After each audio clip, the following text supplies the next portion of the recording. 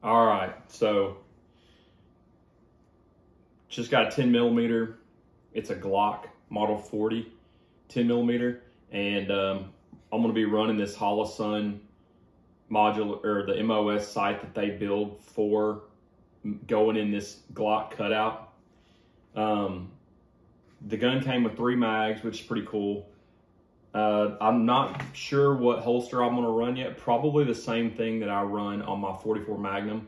My 44 Magnum, I have a Kydex chest holster thing, and I really like it. This gun will more than likely replace my 44 Magnum in certain situations.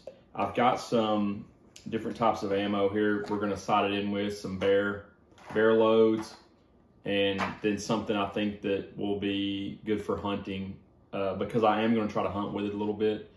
So that's what we're going to be sighting it in with. Back during the pandemic, when ammunition went crazy, you could still get 10 millimeter ammo. I think that's changed a little bit now. There's been some shift in popularity for 10 millimeter, but I wanted one for a long time. I've always carried a Glock 22, which is their 40 caliber full size frame gun, and I've always loved it. Just recently, I started carrying a 43X 9mm single stack, which is a real slim gun, but this is for more of hunting, when I'm bow hunting, when I'm don't have a rifle or any kind of firearm.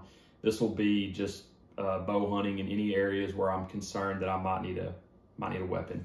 So it is a lot bigger. The full size frame, the full size one that you see like Ted Nugent and a lot of people hunting with these, that's a Model 20, I believe. And those guys are shooting all kinds of stuff, exotics, deer, everything with that. This one just a little bit longer. I think it gives you a little bit more in the aspect of hunting with it. I think you get a little bit better velocity, but so getting it apart, I skipped all that. I was gonna just kind of show an unboxing and everything, but this is my Holosun. There's nothing really to it. It comes with a sight, a wrench, and 2 screws. I mean, that's it. But I wanted to look and see. I noticed when I got it on there, so this is an SCS MOS green. It's the green dot, which is I like for my eyes. I see it a little bit better, but I didn't order a slim. I didn't order a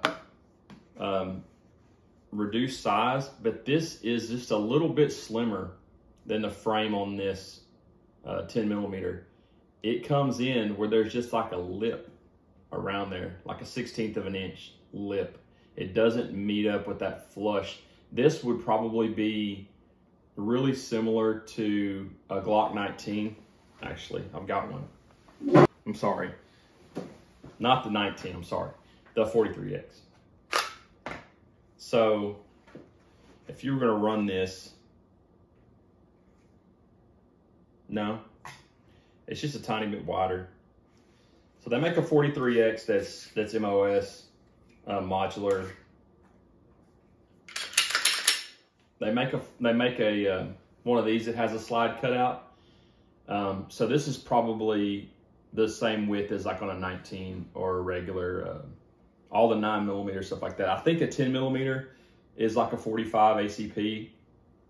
They just beefed it up in the slide. So that's what that is. But there's my 43X.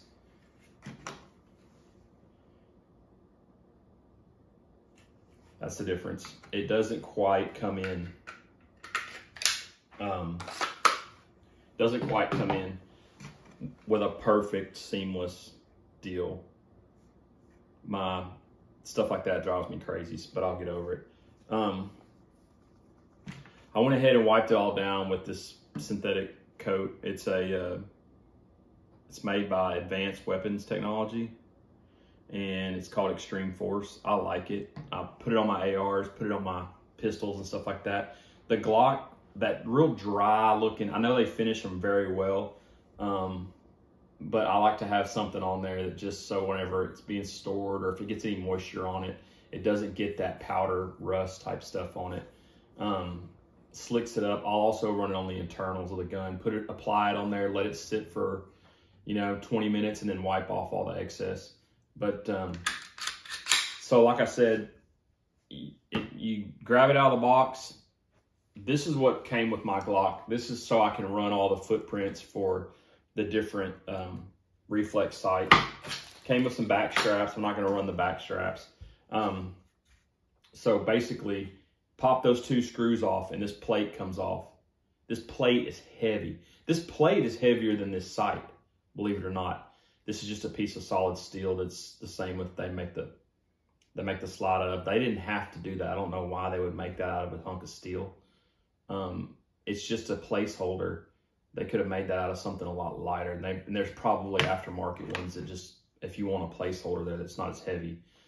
But, and that might balance the gun a little better, taking that off and replacing it with something, make it a little bit more heavy in the front. I don't know if that's going to help it keep some of that hoppy like recoil that 10 millimeters have.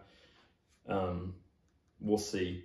But basically, you take these 2 screws out, pop the plate off, your MOS plate comes off, and then this just goes right down on there. And I mean, the front of the glass is flush with the top of the slide. I can see my entire factory sights, the whole front post, the whole rear. I can see everything.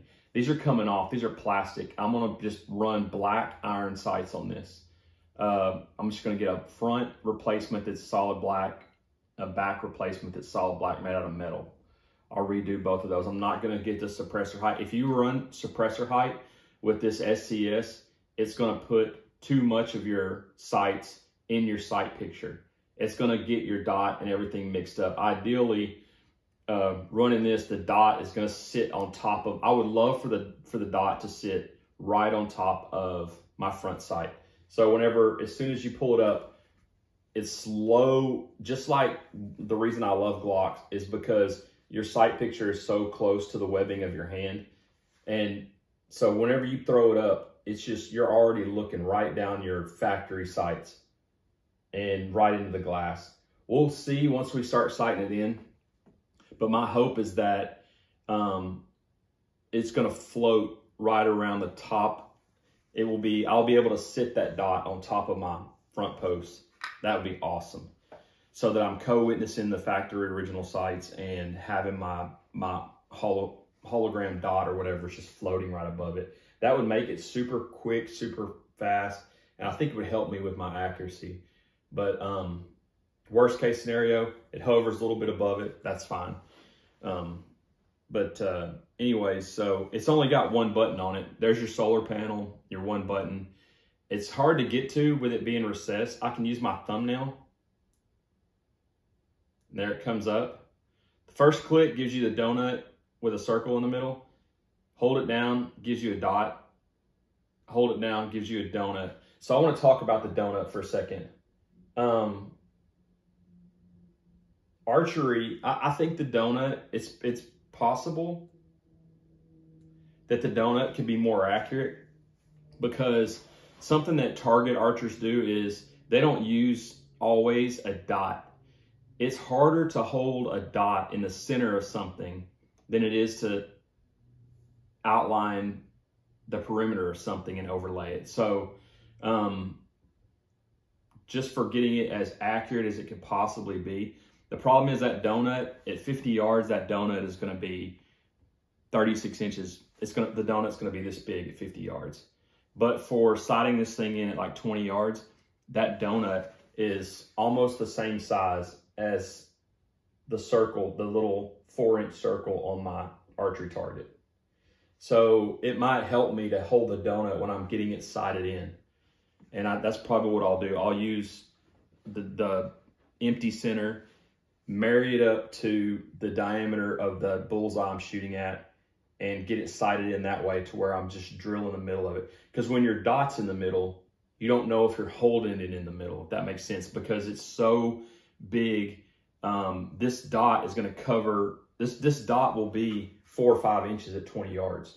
So I don't know. It's covering up so much of the bullseye. I don't know if I'm in the perfect center of the bullseye unless I use that donut. So that's probably what I'll do to sight it in, is run the donut, and then to hunt with it, I'll run just the dot. The dot donut, it looks just like an EOTech reticle, if you're familiar with the old EOTechs, which I love, because that EOTech has a 1mm dot in the middle with like a 30 MOA donut around it. At 100 yards, you can just drill stuff with an old school EOTech reticle. Best way to run a non-scoped AR, in my opinion. I'm so accurate with that thing. But this is a 2 MOA dot with a 32 MOA circle around it. So like I said, it's going to be 30 at 100 yards. It's 3 foot, around or something like that. Crazy, but super simple. 2 screws came with it. Take out my 2 screws, pull this off, provide a little wrench, run my 2 screws back on there, and I just tighten the hell out of them. I didn't put it on a torque wrench or anything like that, because I'm going to use this thing to probably rack the gun. I'm not going to be doing the fancy, like when you're running those training things and you see guys racking it on their belt or anything like that. But I'll probably use it to rack it. Don't see why not. It's hard to get to your serrations unless you're putting the firearm off in some weird thing or something like that, and it's weird to do this.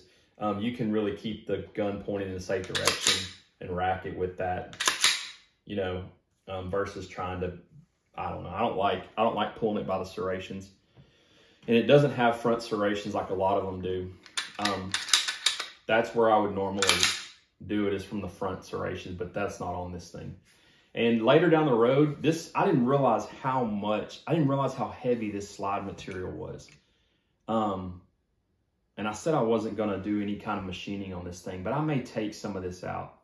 I may send it to a gunsmith and take some of this stuff out to lighten it up a little bit. You don't need all that material on the slide up there. It's not doing anything for the structural integrity of the slide. But anyways, so these will come off. We're going to get it sighted in today. Got the whole thing coated, and I'll just do that one time. Unless I see some reason to go back and reapply, I'll just put this on there one time, let it soak in and wipe off. And it's good for, I don't know, I've got ARs that have had on there for a couple years, and everything just thumbprint, fingerprint, just wipe right off of it. Makes them easier to clean too. But that's not a commercial for this. Just run something on your gun. I'm telling you, Glock does a great job of whatever they're putting on this, a salt bath or something like that, some kind of finish. But you're gonna want something on there, or you'll get little powder rust if you're not a daily tactical operator. This is the ammunition we're gonna run to try to hunt with. It's 155 grain Underwood jacketed hollow point. It's got 1,500 feet per second advertised velocity. I don't know if that's out of a 6-inch barrel or out of a 4-inch barrel or out of a, I don't know. The other thing, we're gonna run some barrel load out of it. The barrel load's quite a bit slower and not as hot. If you read the reviews on it, they say that the Underwood lead solids and the Federals are a lot hotter. These are just hard cast lead in the front of here.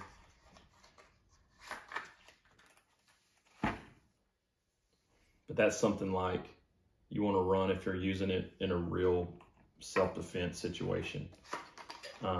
These high velocity, lighter weight, these are 200. These high velocity, lighter jacketed hollow points is like what you'd want to shoot a deer with, something, a thin skinned game animal, and you want a lot of velocity.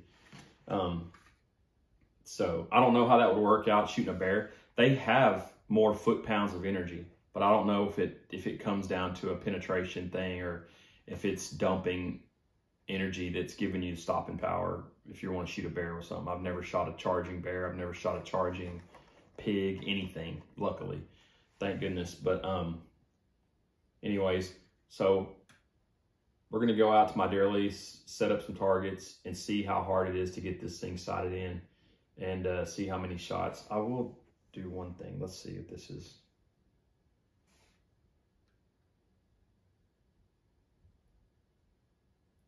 Okay, they're click adjustments.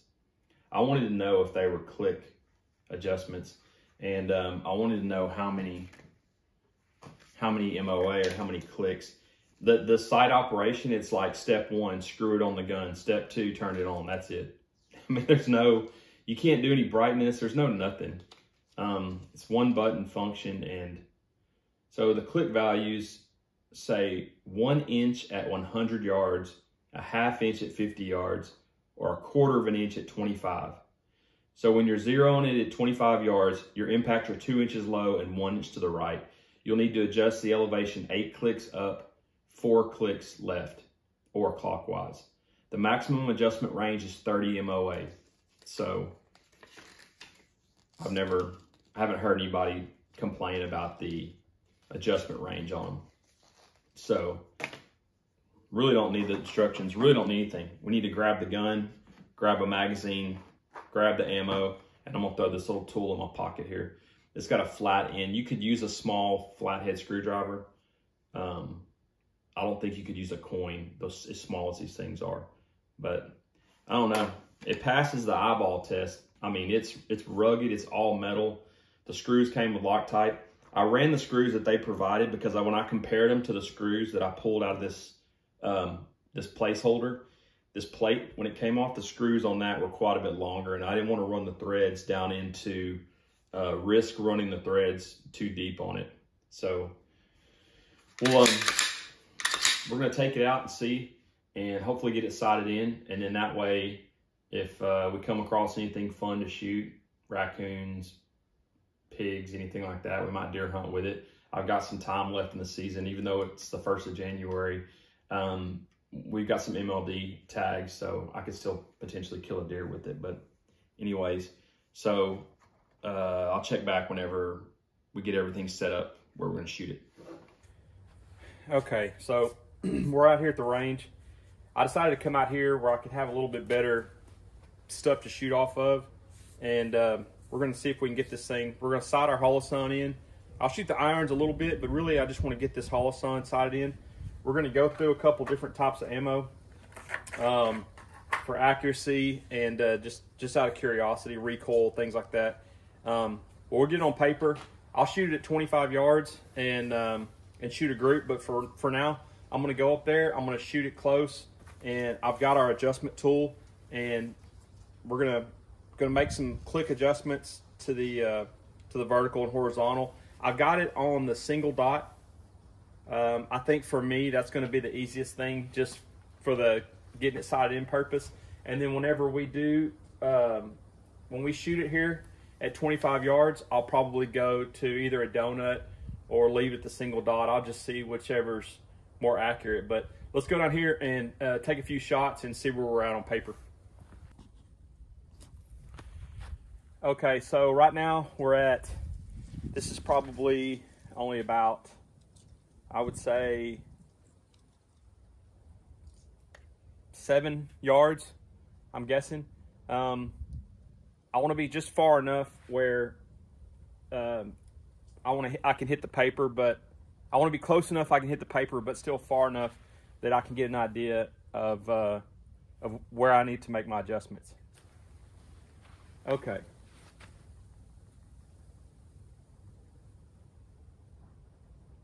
For what it's worth, it's pretty close to the irons, and the hardest thing is going to be to not look at the irons. Let's see here.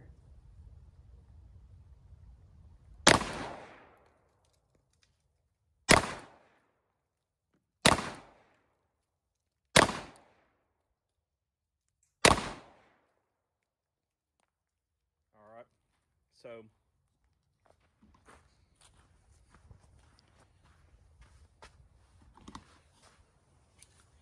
this is my group. There's 5 shots right there. So we need to go about 1 inch to the right.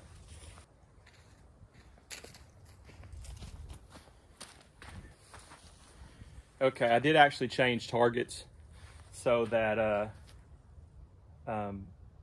this is the target I'll be shooting whenever I back up.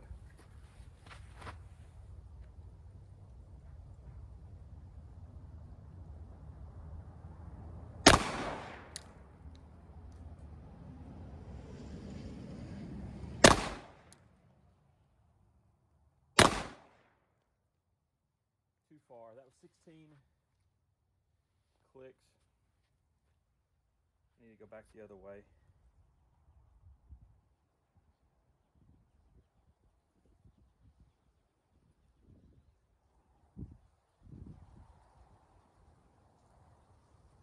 Okay.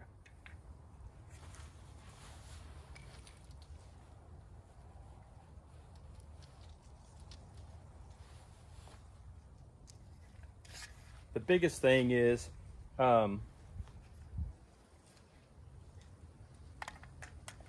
whenever I scoot back, I'm really going to be able to tell my left to right.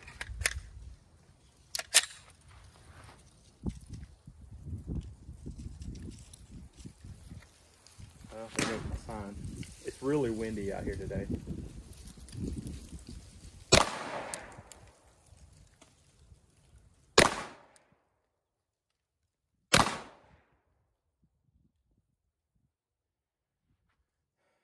Tiny bit to the right. So let's do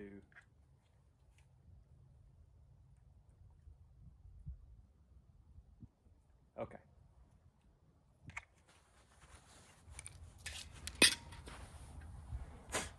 Don't want to do that.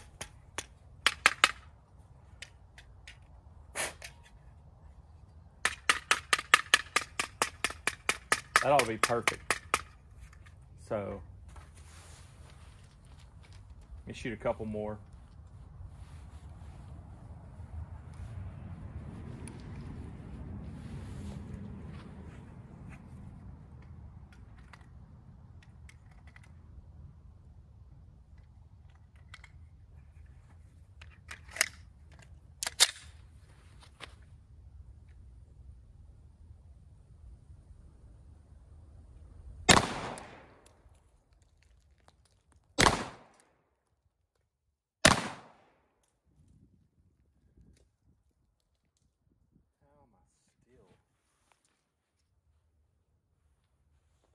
To the right.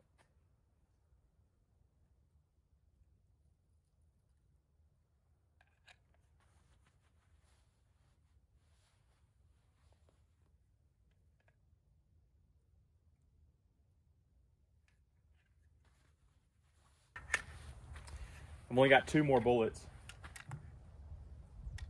Or we gotta walk back, so we'll back up a little bit further. Shoot these 2.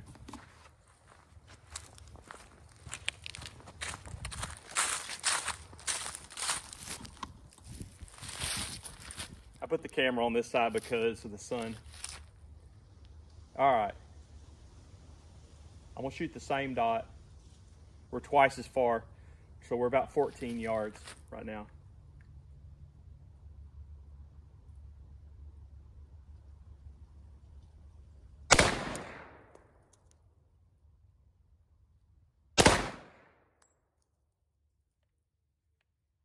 First one was to the right, the second was dead on.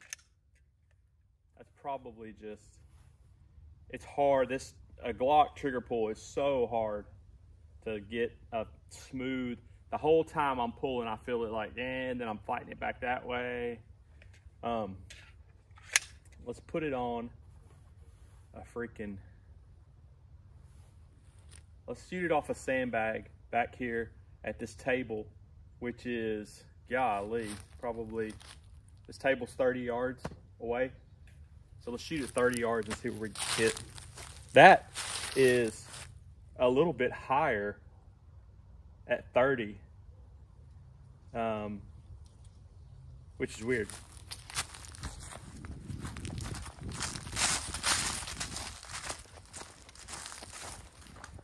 Back here.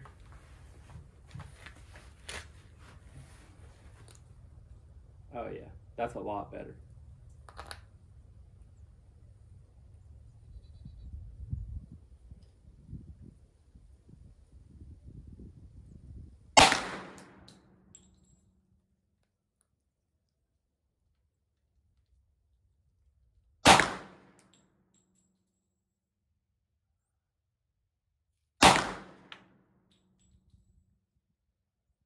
There's 3 shots. They hit A little high and a little to the right. Still, let's go down there and look.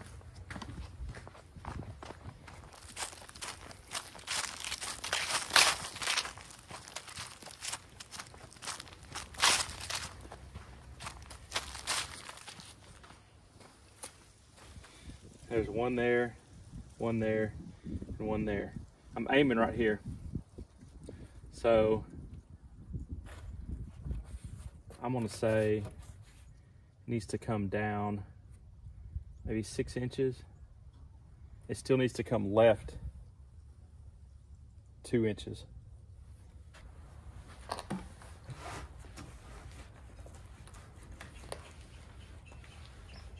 We're 20 rounds in here. Let's shoot the bottom one.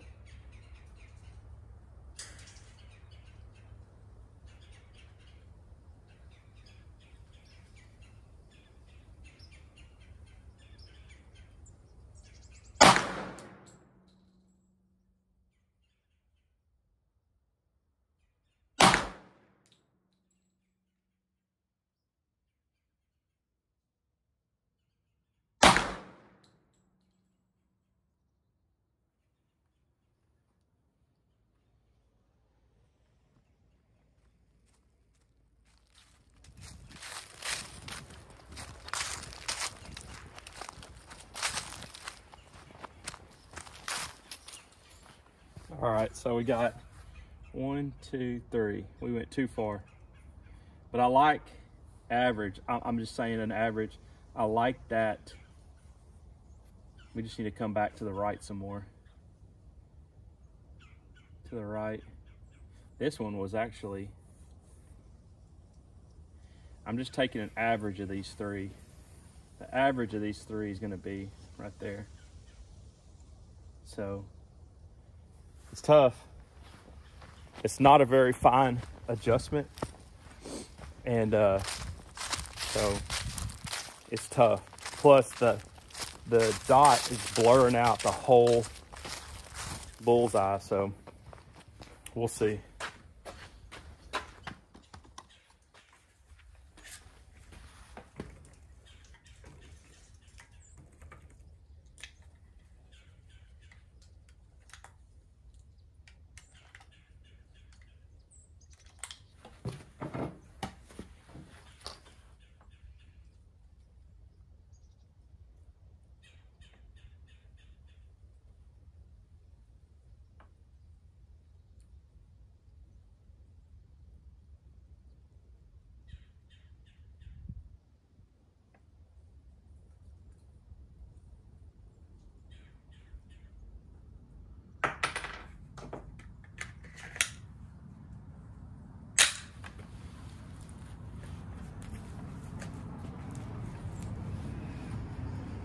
I've got my arms and my hands stabilized. Here we go. Same one.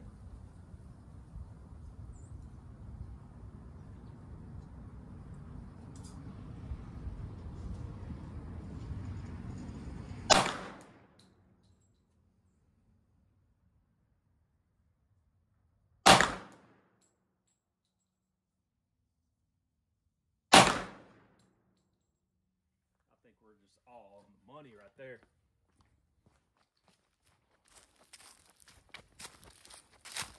That looks like money. Oh yeah. 2 of them almost hit the orange. Yes, sir. 1, 2. And where was the other one? Is it that one? Yeah. So we were saying these, maybe these 3. I don't know. But we got 2 right here. 1 right there. Let's bring it back up here and let's shoot it at point blank. Like, let's shoot it almost like in a self-defense setting where we're pretty close, just to see. This is a 30-yard zero. What would be point blank for a 30-yard zero? All right. We're gonna go back.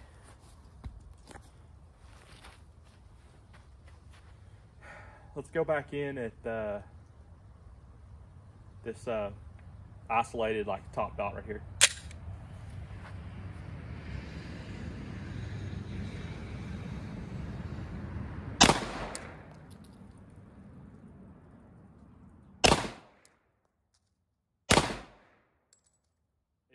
It's the same. I pulled the second one. So 1, 2, 3. So there was 3 point blank. We sighted it in at 30 yards. Came back in and put 3 a little bit lower. So if you could, we probably moved our 0 from there down to here. So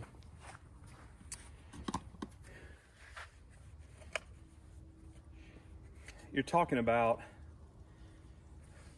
probably an inch, 2 inches. So dead on at point blank puts you high at 30 yards. Dead on at 30 yards puts it about 2 inches low at point blank. Not point blank is point blank, but I mean at a self-defense distance, at a distance of say 20 feet. 20 feet is where, you know, you'd be in a situation where you were going to shoot quickly. You know, you had to do a reactionary type of shot. But so at 20 feet, it's not going to hurt anything to sight it in dead on. If anything, you want to be a little bit on the low side, which is where my irons are. My irons are, this dot is floating above my irons. So yeah, that's now let's shoot some barrel loads out of this thing. See what the barrel loads do. It's got some punch to it. I don't know if you can tell in the video, the muzzle rise, it's got some punch to it. It's a lot different than shooting my 40 or my 9mm. But we'll put some barrel loads in here. I might get a fresh target and we'll shoot the barrel loads.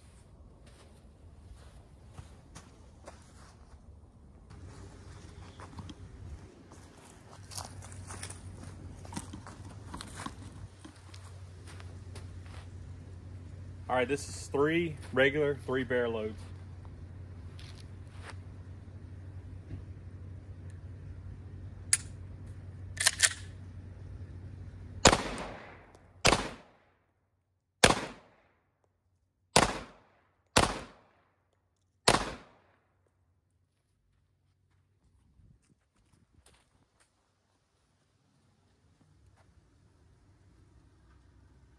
Five right there, 1 right there. So this is where I was holding. These 2 were already on there.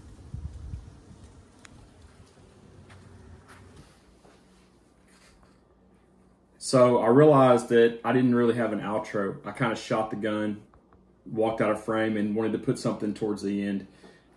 This video was just kind of showing how easy it was to get it on there. I wanted to do some more accuracy stuff, but the video was going to be too long, and right there some people showed up at the end. I hate being downrange when there's other people there, and really I don't want to interfere with what they've got going on. So I'll do a follow-up video, maybe go out to my deer lease where I can be have the place to myself and not bother anybody or interfere with anybody, and do some videos out there where I shoot different types of ammo and really figure out what's going to be the best thing to shoot out of this gun. I couldn't tell very much difference in these just shooting them yesterday, but it was super easy to get on the gun, super easy to get sighted in.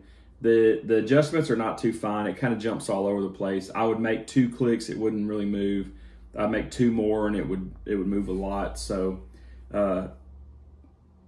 just shooting it more practice with it, having a better rest, I think will cure some of that stuff. But the gun itself, I mean, besides having some more recoil than I thought it would have, the gun itself I'm happy with. I thought maybe the longer barrel and the weight would tame it a little bit, but it's, I mean, about like shooting a Glock 20, about like shooting the standard frame one, you know. But these were this is what I shot the most. Defense Dynamics by Fiocchi, and I shot this more than anything just because I had more of them. I didn't want to run out of the Underwood because I really do think this is what I'll end up hunting with. But I shot this more than anything. We'll get it dialed in and really figure out. I would hope this one would be the more accurate because I know where I can get more of this. And there's lots of these 50 round boxes out there available. This stuff's kind of hard to come by. It's kind of pricey and kind of hard to get.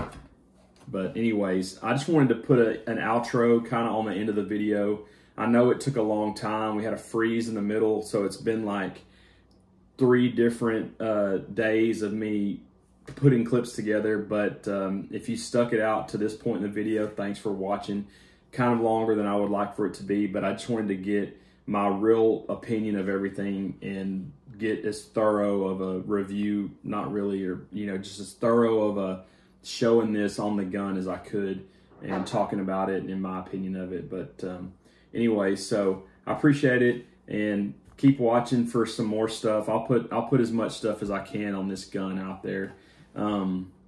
It's just a pretty interesting firearm to me. It's got a lot of power. You can hunt with it. You can use it for bear defense. You can use it for whatever. And also, I'm going to be ordering a chest rig for it, a holster to carry it in, and I'll show that in some upcoming videos too. But anyways, appreciate it. Thanks for watching.